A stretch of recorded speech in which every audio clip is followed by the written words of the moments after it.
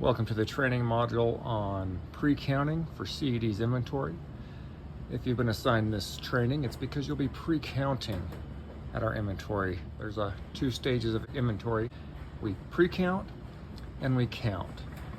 Count and record. People often get the two confused and mixed up. So if you're going to be pre-counting today, I'm assigning this training to you so you can learn the steps and know how to do it. If you're recording first, you'll be watching that video. If you're recording later, you'll also be watching that video. First and foremost, pre-counting, you're on your own, no teammate. As you can see, I'm solo here, no teammate with me. Pre-counting you do on your own. Our pre-counting procedures are, there's no scanners, use a Sharpie. I've got a blue Sharpie, that's the color we used last year. We changed the color of the Sharpie with each year to match the stickers. Another thing people like to use sometimes, which we kind of discourage, but there's a place for it, is Post-it notes. We use little Post-it notes.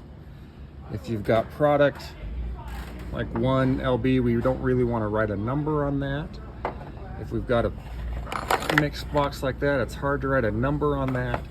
Those are the couple instances where it would be okay to use a Post-it note instead of writing on the box itself. Now the basic philosophies of pre-counting are, you start on the top left, count like a book, top to bottom, left to right. So on this bin that we're counting, this is the first thing on the bin right here, CR20 white. We count left to right, finish that bin, move to the next one, and so forth. We make sure that there's no skipping around, and you count everything in order. Pre-count is the time if you notice problems, things not in order, things mixed up, that's the time that you want to rearrange it for the recording later. It's pretty simple, but of course, there's always gotchas. I'm just gonna go through a few problems that you could possibly miss. When we pre-count, we count everything in that bin, open boxes, full boxes, and come up with one number. So we start left, go to right. CR20 grays would be the one we're counting next. Something you gotta be careful here is you always want to check behind and make sure that, oh, it's something different, CR20 BKs. We wanna make sure we don't count those as grays. So we move them and make one count of 10 of that one. And then we write the quantity in the bottom right corner. CR20 grays, we get there's 12. There's nothing behind, so we count that as 12. CR20I, it looks like 20. Here's another gotcha. There is a non-full case that didn't get taken care of in the preparation. So at that point, we would want to fix that, put it on top, rip off the tops. We can see there's 4 in there, 10 on the bottom. So we got a count of 14 there. Okay, one thing we want to make sure we don't do is count the same item in 2 different bins into one count. So even though these are right below and above each other, same product, CR20W, we make one count of 10 up top and another count down here. Here it looks like we've got 30.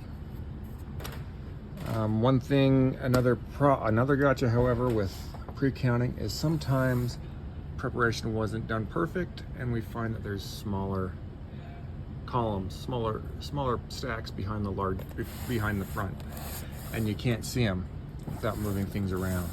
So during the pre-count, make sure you're moving, checking around. You can see now that there's actually 40 there, so we'll make a count of 40 on that box to make sure that we're covered.